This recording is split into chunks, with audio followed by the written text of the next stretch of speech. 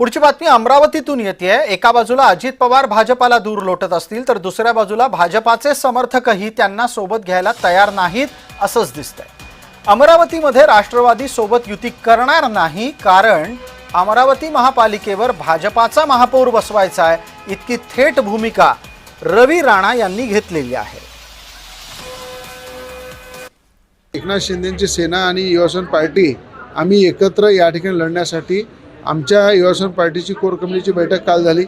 त्यामध्ये सुद्धा एकमताने निर्णय झाला की भाजपचा महापौर आपल्याला बनवायचा आहे, भाजपसोबत ताकदीनं एक लहान भाऊ म्हणून काम करायचं आहे आणि या ठिकाणी महायुतीमध्ये भाजप सेना आणि युवासेना पार्टी एकत्र लढून या ठिकाणी एक हाती सत्ता आम्ही आणू।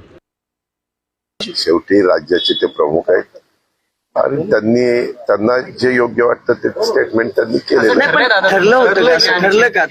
त्यांनी सांगितलं, याचा अर्थ चर्चा होऊनच झालेला असेल म्हणूनच ते बोलले।